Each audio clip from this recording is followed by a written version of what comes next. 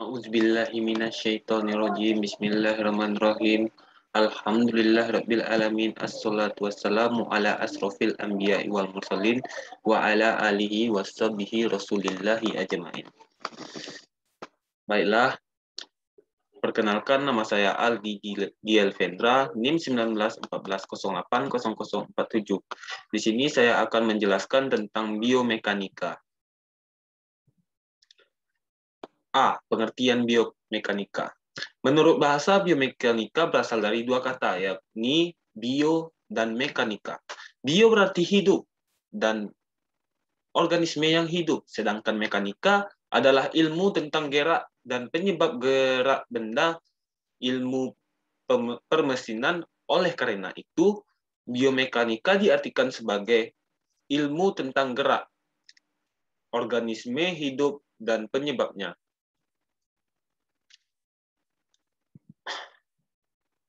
Biomekanika diartikan sebagai ilmu tentang gerak, organisme hidup, dan penyebabnya. Biomekanika merupakan kombinasi antara disiplin ilmu mekanika terapan dan ilmu-ilmu biologi dan fisiologi. Biomekanika ini menyangkut tubuh manusia dan hampir semua tubuh makhluk hidup. Jadi kesimpulannya, biomekanika ini adalah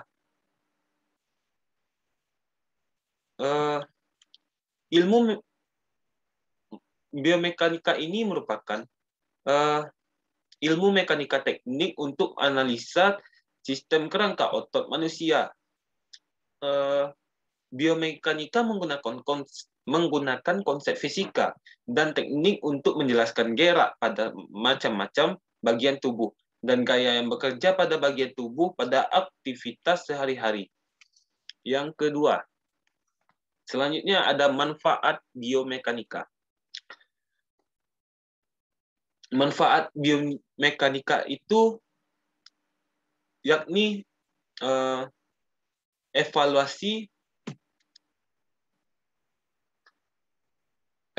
tingkat kemampuan pekerja. Yang kedua, simulasi alternatif metode kerja dan menentukan penurunan kebutuhan fisik pekerja terhadap jenis pekerja baru yang sedang dianalisis. Yang ketiga, sebagai acuan dalam proses seleksi pekerja dan prosedur penempatan. Menurut Chaffin dan Anderson, manfaatnya sebagai pedoman perancangan adalah perancangan alat peralatan, yang kedua perancangan layout, kendali mesin dan stasiun kerja, yang ketiga perancangan tempat duduk kerja, yang keempat acuan batas kemampuan pada materi handling, yang kelima kriteria seleksi pekerja dan pelatihan. Beginilah contoh biomekanika perancangan tempat duduk dan industri.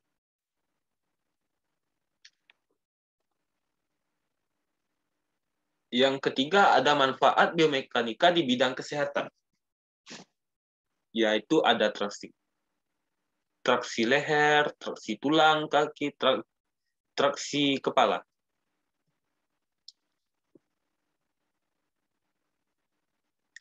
Penerapan biomekanika dalam bidang keperawatan kita lihat pada pemenuhan kebutuhan mobilitas pasien, ergonomik, posisi yang seimbang, analisis gaya traksi pada tulang, sistem pengumpil, dan lain-lain.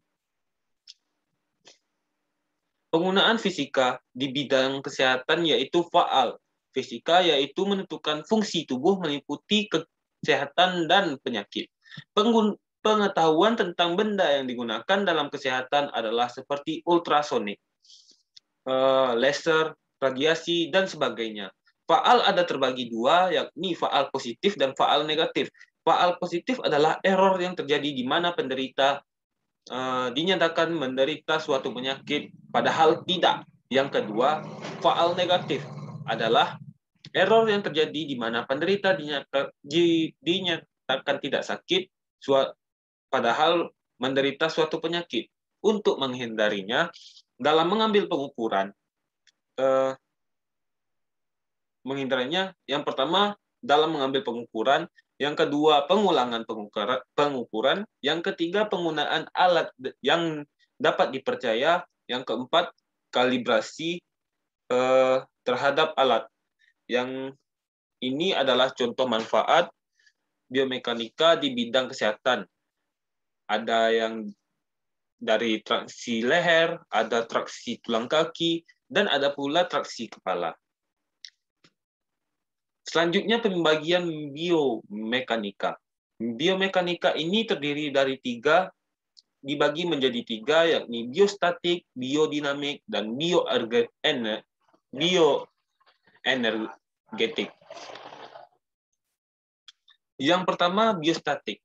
Biostatik yaitu studi tentang struktur makhluk hidup yang berhubungan dengan gaya-gaya ketika mereka berinteraksi. Yang kedua, biodinamik, yaitu studi tentang dasar-dasar pembagian gerakan berhubungan dengan gaya yang dilakukan makhluk hidup. Dan sedangkan bioenergetik, yaitu studi tentang transformasi energi yang terjadi dalam tubuh makhluk hidup. Bioenergetik terkait dengan proses biotermodinamika. Skema yang kelima, yang E, skema dasar pengukuran pada makhluk hidup. Dalam ilmu pengetahuan, pengukuran adalah proses mendapatkan besarnya suatu kuantitas seperti panjang atau massa relatif ke unit pengukuran, seperti meter atau 1 kilogram, seperti pengukuran pada dasarnya adalah tentang penghitungan. Pengukuran dilakukan dalam jumlah dan kuantitatif, dibandingkan dengan lain pengamatan yang mungkin dibuat dalam kata-kata dan kualitatif. Istilah pengukuran juga dapat menggunakan untuk mengacu ke hasil spesifik yang diperoleh dari proses pengukuran. Kegiatan pengukuran menentukan nilai kuantitas tertentu. Definisi pengukuran adalah penentuan besaran, dimensi, atau kapasitas biasanya terhadap suatu standar atau satuan ukur. Selain itu, pengukuran juga dapat diartikan sebagai pemberian angka terhadap suatu atribut atau karakteristik tertentu yang dimiliki oleh seseorang, hal, atau objek tertentu menurut aturan atau formulasi yang jelas dan disepakati.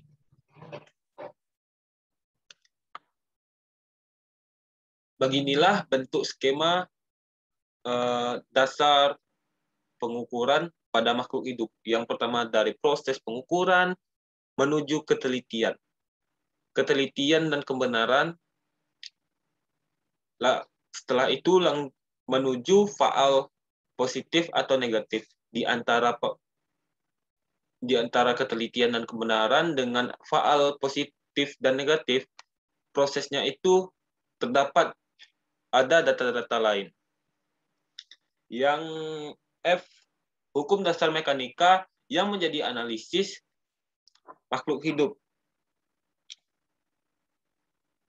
Yang pertama, hukum Newton pertama, yaitu kelembapan, yang dipakai untuk mengukur suatu pengamatan benda bersifat mempertahankan keadaan semua benda atau objek akan bergerak apabila ada gaya atau force yang mengakibatkan pergerakan.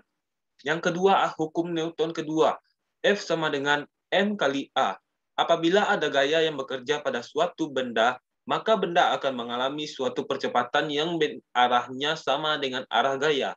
Yang ketiga, hukum Newton ketiga, atau aksi-reaksi. Untuk setiap aksi selalu ada reaksi yang mengarah arahnya berlawanan. Yang G, klasifikasi konsep biomekanika. Konsep biomekanika diklasifikasikan menjadi dua, yaitu general biomekanik adalah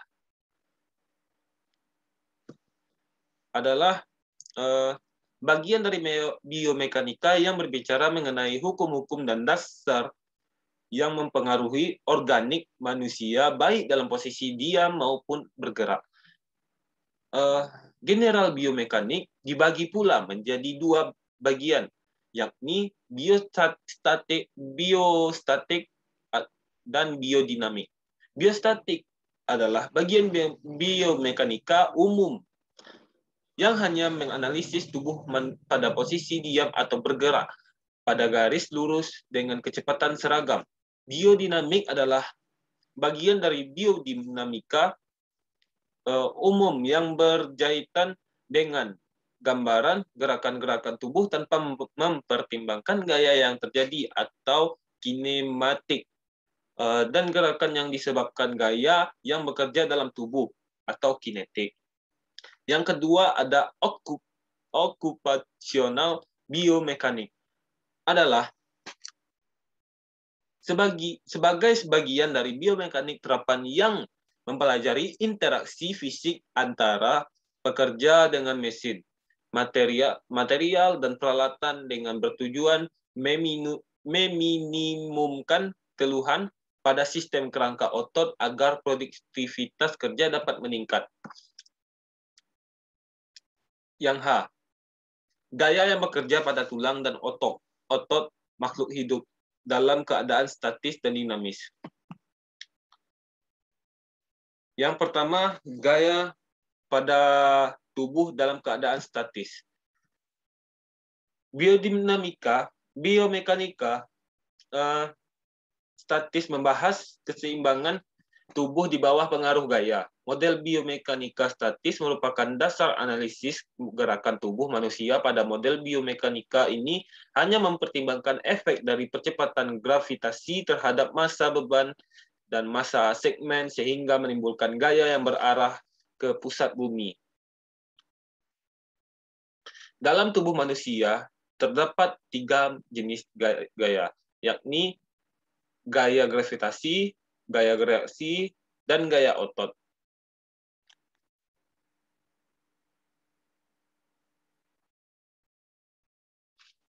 Yang kedua, gaya pada tubuh dalam keadaan dinamis. Biomekanika dinamis membahas mengenai gaya dinamis yang terjadi pada saat otot memanjang dan memendek untuk menghasilkan kerja. Misalnya, mengangkat beban dan memindahkan pada satu tujuan.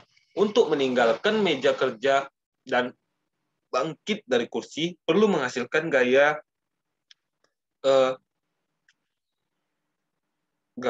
pada tungkai dan kelantai. Dinamika adalah cabang mekanik digunakan untuk mengevaluasi cabang mekanika yang digunakan untuk mengevaluasi tipe gerakan ini karena dinamika memeriksa sistem yang mengalami akselerasi.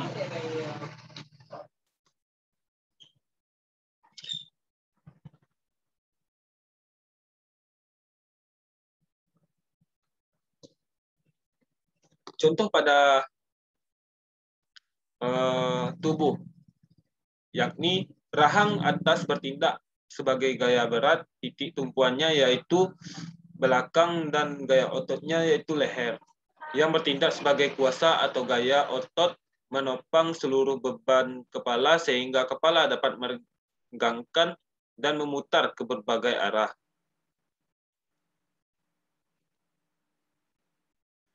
Yang J, prinsip pesawat sederhana pada tubuh manusia, beserta contohnya.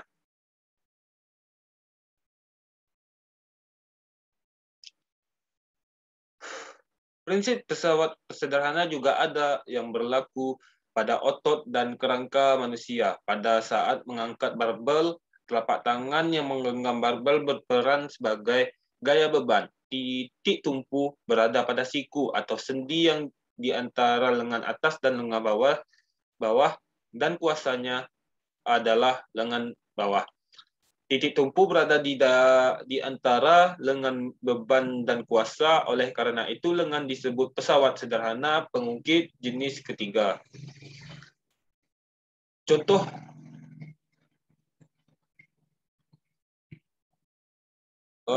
Contohnya yang pertama pengungkit jenis 1. Jenis tumpu berada di antara kuasa beban. Hal ini ketika pemain bulu tangkis menggunakan otot leher untuk mengadahkan kepalanya. Yang kedua, ada pengungkit jenis kedua. Kuasa terletak di antara titik, tumpu, dan beban. Kondisi ini terjadi ketika pemain bulu tangkis memegangkan otot lengan dan bahu. Pengungkit jenis ketiga, beban berada di antara titik, tumpu, dan kuasa. Kondisi ini terjadi ketika otot betis pemain bulu tangkis mengangkat beban tubuhnya dengan tumpu pada jari kakinya. K. Konsep elastisitas pada sarang laba-laba.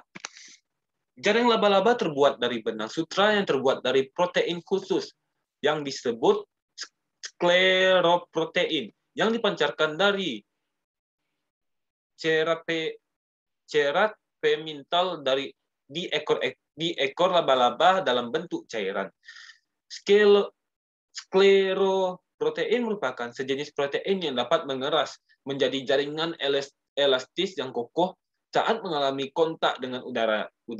Sutra laba-laba mencapai kekuatan 20 kali lebih kuat daripada baja dan 2 kali lebih lentur daripada serat poliamid. Dapat direnggangkan hingga 31% tanpa patah. Lebih lentur dari serat aramid, lebih halus dari rambut manusia, dan lebih ringan daripada katun. Yang L, biomekanika daya tahan terhadap beban mekanika.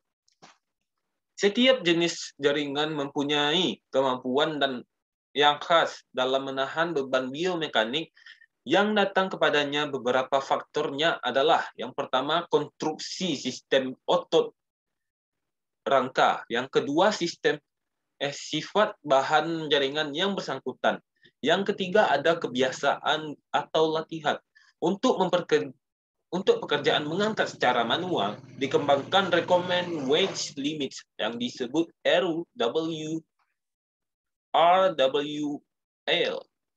Beban mekanik yang terasa ringan tetapi membebani secara langsung dalam waktu yang panjang dapat menimbulkan gangguan-gangguan pada jaringan. Yang M, aplikasi biomekanika dalam dunia kesehatan. Dalam bidang kesehatan, biomekanika sangat dibutuhkan dikarenakan dari biomekanika sehingga kita dapat mengetahui gerak dan perubahan yang terjadi sehingga menimbulkan gaya yang terjadi dalam kegiatan sehari-hari. Biomekanika berperan sebagai: 1. Mengevaluasi pekerjaan, apakah pekerjaan itu berbahaya atau tidak. Yang kedua, merancang kembali pekerjaan yang sudah diterapkan. Yang ketiga, biomekanika membantu memperkecil atau mencegah cedera yang diakibatkan oleh gerakan. Yang keempat, biomekanika membantu menciptakan teknik-teknik baru dalam menampilkan suatu keterampilan menghasilkan efektivitas yang lebih tinggi. Dalam Al-Quran, biomekanika